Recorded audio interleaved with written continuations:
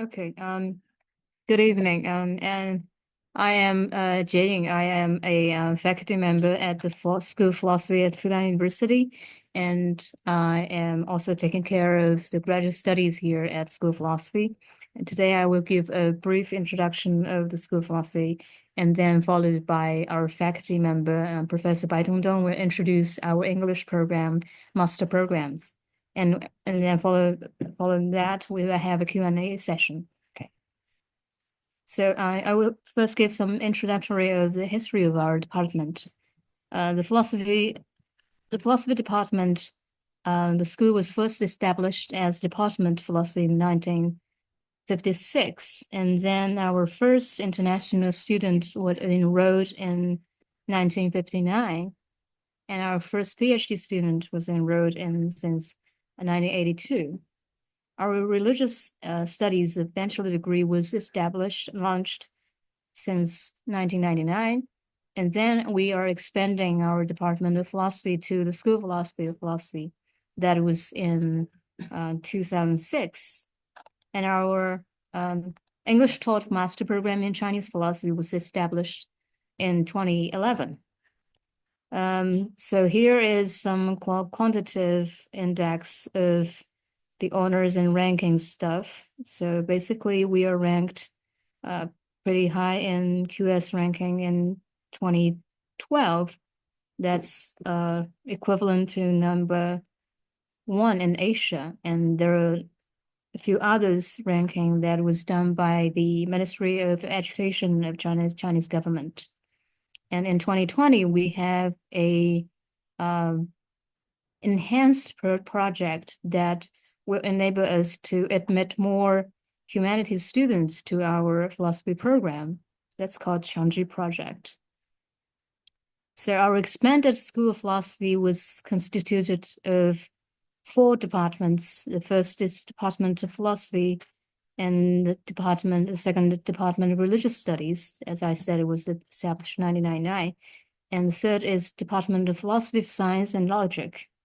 We have a lot of faculty members who is doing philosophy of science, philosophy of biology, philosophy of mind, etc., and mathematical logic in this department. And in 2018, the Department of Philosophy of Science and Logic was established in 2018. And then in 2020, we launched the new program in Department of Philosophy of Arts. Besides that, we also have a program of Chinese philosophy that will have quite strength in supporting our Chinese studies programs, Chinese philosophy studies program. And this is some of our photos of our faculty members. We have 69 faculty members in total now, and most of them have study abroad experience, and most of the young faculties have got their PhDs from overseas universities. So this is a brief introduction of our research. We have a lot of, you can take a look at the numbers, the papers publication, and we have a lot of projects and grants. Most of them are state level, and a lot of awards and honors regarding their teaching and research. We also have some of the faculties who have their positions in international organizations. So this is a slide showing our journals that was edited and published by each discipline. So basically, every one of our disciplines has its own journal, and most of them are highly cited. Regarding our international communication, we have very broad international collaboration network. So we have very good relationship with the universities in Europe and the States and in Asia. And we also, as I said, we have 6 faculty members who are not Chinese citizens, and 29 of our faculties have their PhDs abroad, and all of the faculties have their overseas experiences, and 18 of them have their positions in international academic organizations and have their reputation regarding their publication in the journals. And recently, we have launched a quite fancy award called International Arts Review Award. That's a joint program launched with the Royal Institute of Arts in Britain and Edinburgh School of Arts. And recently, I remember last weekend, we have launched this, we have the opening award for this program. And we have also had a quite few international publications, including our book series in Chinese philosophy and Marxism, including our Professor Bai Tongdong's work against political equality. You will know a lot of them after you admitted to the program. And we also have a quite wide range of exchange and collaboration programs with the universities from worldwide, such as the programs in the University of Rotterdam, University of Vienna, and the University of Oslo and Graz. So this is a slide showing that we have a quite distinguished program in Chinese philosophy and culture that is first of its kind in China. Recently, it has 132 students have been enrolled in program from over 40 countries all over the world from 2011 to 2021. And we also invited distinguished international scholars to teach our graduate courses, including our intensive courses in summer. And every year we have averagely 4 to 5 courses. And besides that, we have included distinguished international scholars to give talks to our students and audiences. Every year we have over 100 talks of that. Regarding our admission, we have regular programs that was taught in Chinese.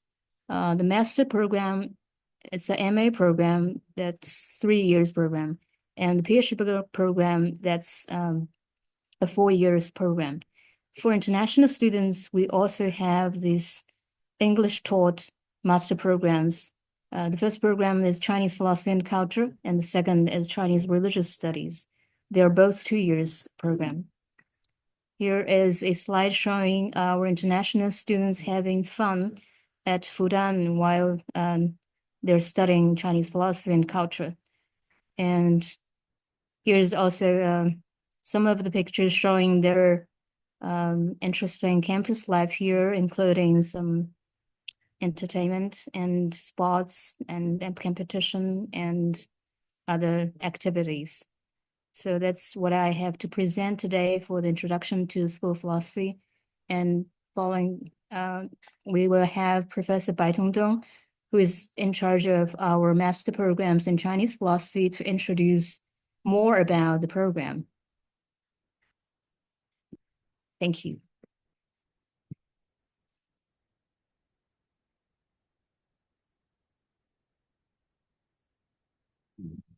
这个关掉就行。那个我才能看见。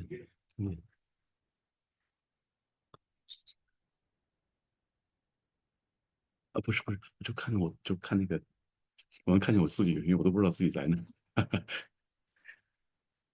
就是回到那个会议那个，就停止共享就行。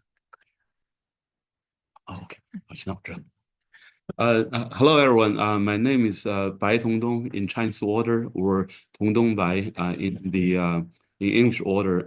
So I'm the director of the the English-based master program in Chinese philosophy and culture, and so we started this program in 2011.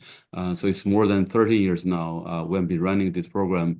And it has been probably the most successful program of its kind in Chinese philosophy. I mean, of its kind, by of its kind, I mean English-based master program in the humanities in all over China. From the very beginning, we had 10 students, and every year we have about 10 to 15 students each year until the pandemic.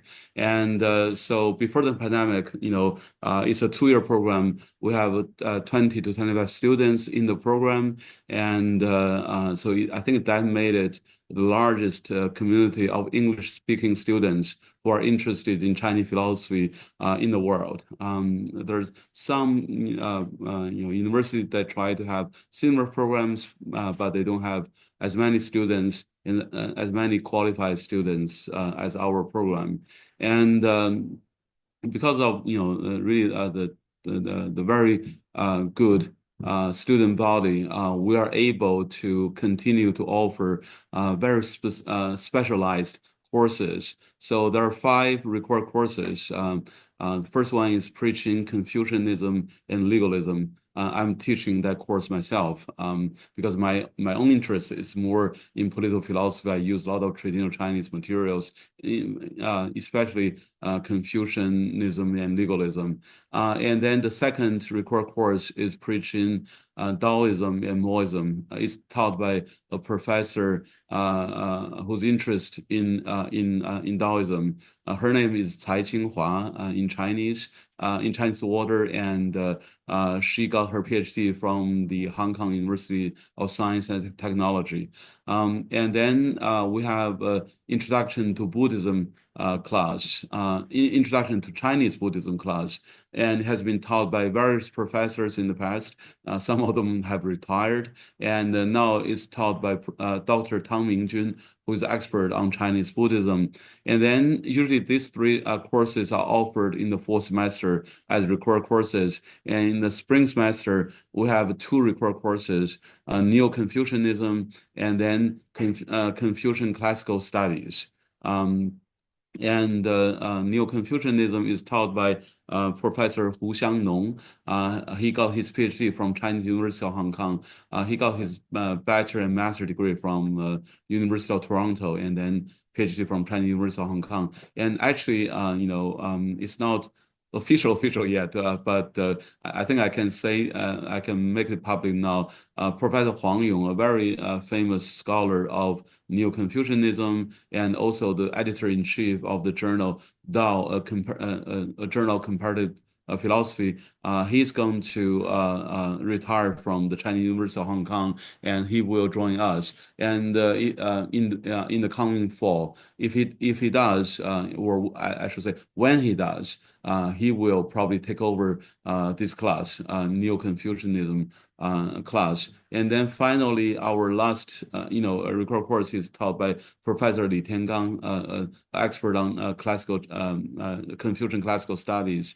But in the future, we might replace it with a course, 20th century Chinese philosophy. And then we have electives offered by the department, by the School of Philosophy. For example, traditional Chinese aesthetics, taught by a professor, Professor Chen Jia, who got her PhD from UIUC, University of Illinois Urbana-Champaign. And then there's another professor, Professor Benoit Bomander. He's a French Jesuit who studied all over the world. And he has offered 2 electives in the past. One is Chinese spiritualities. The other is Chinese rhetoric. Actually, his work on Chinese rhetoric, one of his papers, got the 2023, I think, the Best Essay Award from the journal Dao. And he's very much loved by the students. And then we have another professor, Professor Xu Bo, who got his PhD from Hong Kong University of Science and Technology as well. And he has taught a few different electives. One is, the studies of dementias throughout Chinese history. And maybe in the future, he will teach the 20th century Chinese philosophy required course instead. And we also have professors who are, who have expertise in, Buddhist arts, and we're in the talk with a researcher, associated with the School of Philosophy, Dr. Xu Hanhui, and he got his PhD from UK, and he will offer a course on applied ethics from a comparative perspective. So as you can see, we have really a very good lineup of professors who have offered courses to students who can also be advisors to our students. Also, there is a Chinese philosophy, Chinese religion and culture MA program. These two programs, we work very closely with each other. So we also have professors in religious studies of the School of Philosophy. They have offered courses in Chinese religious studies as well. So if you are more interested in that, there are more courses you can take from those areas as well. So I think that's one very important feature of our program, namely we have very specialized courses instead of just very generic, introduction to Chinese philosophy kind of courses. Other English-based programs in the humanities, they tend to offer kind of generic courses, which frankly I think you don't have to take a class, right? You can just read Wikipedia and get some very rudimentary knowledge. So one feature is our courses are very specialized, and there's a kind of step by step you can study further and further. And another thing about our program, because our program is meant to be a bridge program for students who want to study Chinese philosophy but don't have the language, don't have cannot master Chinese yet. But still, we want to help students to acquire the language.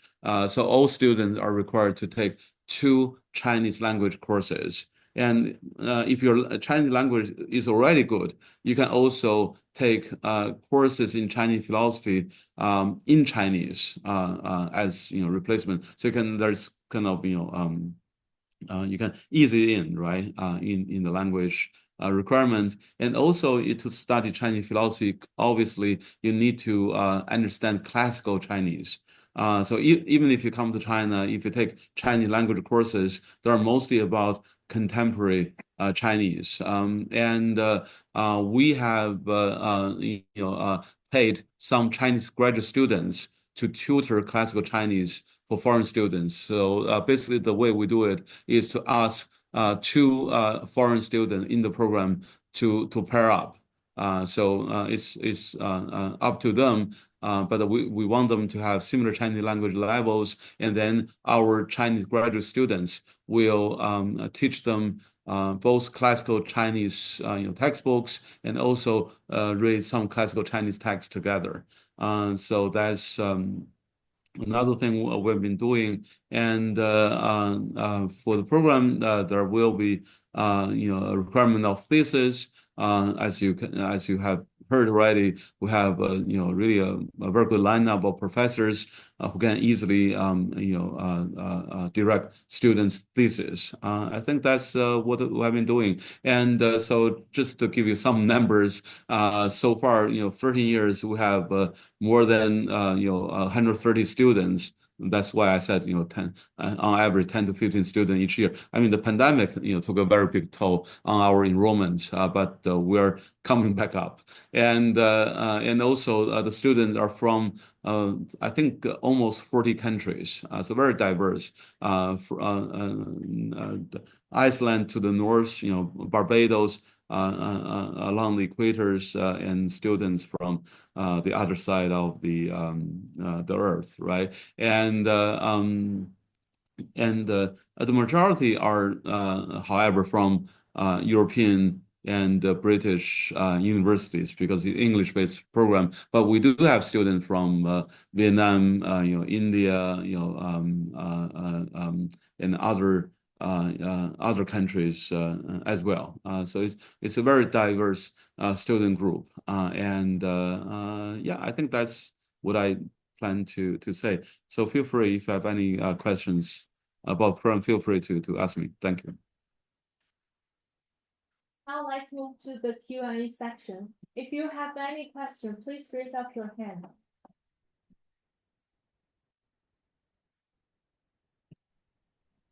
Yes. Um, Hello. Yeah. All right.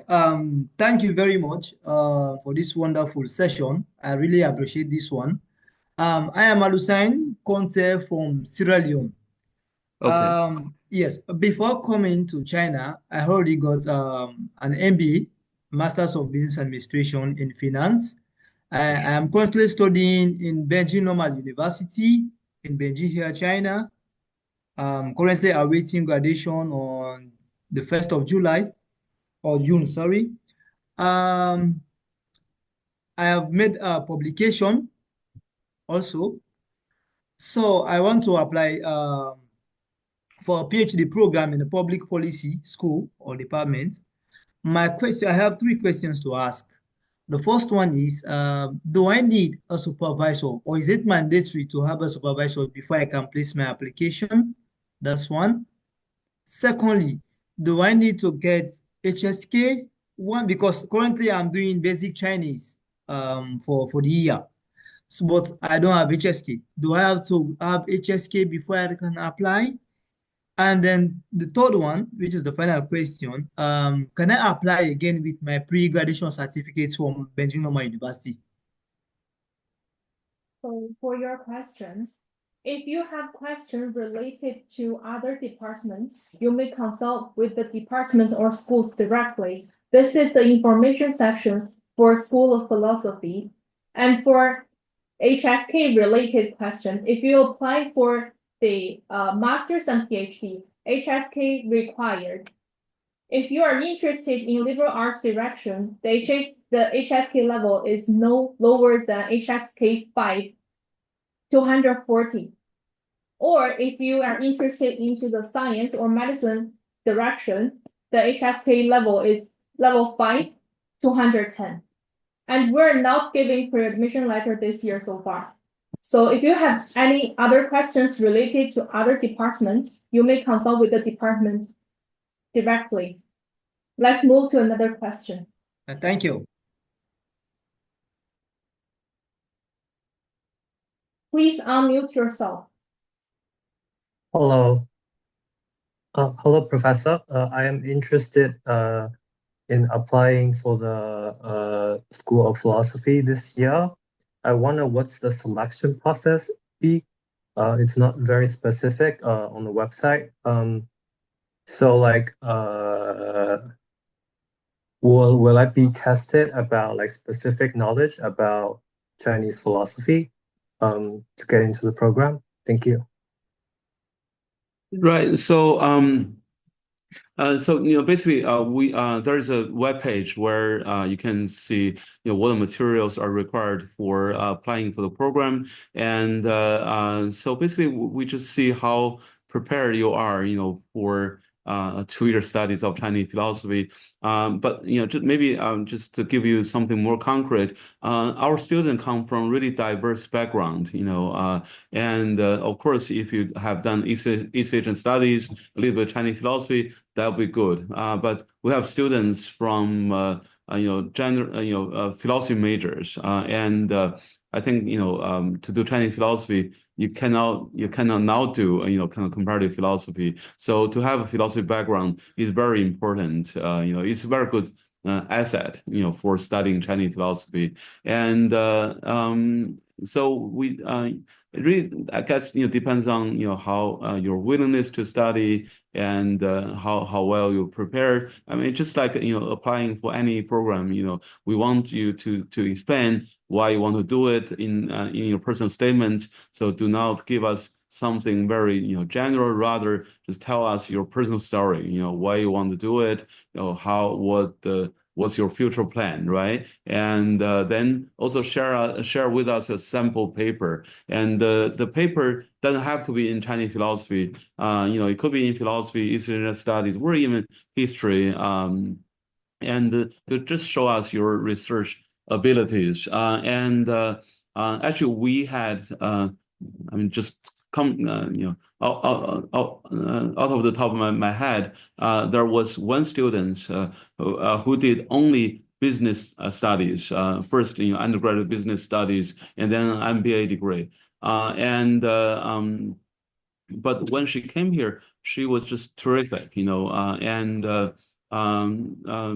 I think it's really about your capacities. So we will look at your materials and make a recommendation to the international student office, and then they will make further recommendations. But just very generally speaking, so far the past 30 years, all qualified students, all qualified applicants for the program have got full scholarships.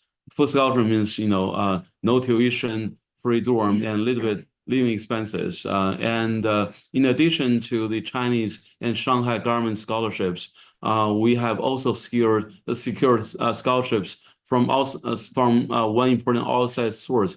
I think it's the International Society or Union of Confucian Studies, and thanks to that scholarship, very generous scholarship, we can basically cover anyone who's qualified. Yeah, so that's the background. Thank you for your question. And next one. Please unmute yourself.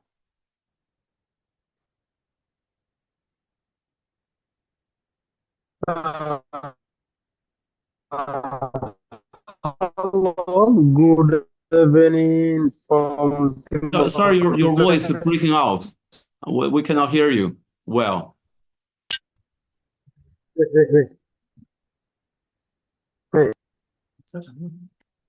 Okay. Hello, do you hear me? Now, yeah. Now it's better. Yeah. Okay. Once again, good evening from Timor-Leste. I'm Melinu. Currently as a international relations student. My bachelor is in international relation, but I'm looking in the future. I want to apply for my master in the philosophy. Do you think it's okay for me to study in China with the philosophy major? And do you have any idea for us, like the student from Timor Leste? Have you done with some MUEN with our government, or how can we apply for that scholarship? Yeah, that is my question. Thank you. So what with the government? Do you have any relation with between my government before, or you haven't as a So relation? Sorry, which country you're from again? I'm from Timor Leste. Timor Leste is a country is in the Southeast Asia. Okay. Oh, okay. Yeah. So, for the scholarship, the government, government's relations are not that important. We give out scholarships not based on where you're from, but based on the quality of the application. And so it really doesn't matter where you're from. And also, you mentioned that you're international relation major, and actually, we have had students from international relation majors in the past, because one thing the scholars of Chinese philosophy have been doing in the past few decades or so is precisely to develop international IR theories inspired by Chinese philosophy. So I think that background is perfectly okay. In a way, that's what we have been trying to do, trying to make Chinese philosophy part of the intellectual conversations. And I think in that sense, your background is relevant to us. Yeah. Okay. I may I ask once more question, please? Yeah, sure, please. Yeah. How can this scholarship is a full funding, or how? Yeah. Do you get the point what I mean, right? Right. So how? there's a Chinese government scholarship there's also a Shanghai Government Scholarship. They are available to all applicants, in the university, and including us, School of Philosophy. And but then our school has a special source of scholarship from that Association of International Confucian Studies or something like that. So they offer us separate scholarship that can basically cover any qualified applicant we have received. So yeah, and again, full Yeah. scholarship, as I said, means no tuition, free dorm, and some living expenses. Basically, you don't have to pay anything to get a master degree over 2 years. And Okay. one more word, if you want to apply for the funding, you'd better submit your application by January 4th. Right. So there is a priority deadline. Usually it's late January, but this time actually it's much earlier than January 4th, before. right. So January the 4th. So you need to get everything ready. And just in case if you have one document missing, put a note there and saying you're about to get it. Submit the application first. Then we'll try to deal with that one missing document later. If you fail to submit your application in time, it's very hard for us to do anything. If you submit your application in time, but with one document missing, maybe we could still do something. So just try to submit your application in time. Okay. Thank you. And in the last, may you send me the link and how can I apply for that? Right. So so we'll send you the link to our program information page through the chat box. Okay, thank you. Thank you. Thank you for answering my question. Thank you. Nice to meet you. Thank you. Yeah, thank you. Appreciate the effort put by the School of Philosophy. If you have further questions, please send to the chat box or send us the question by email.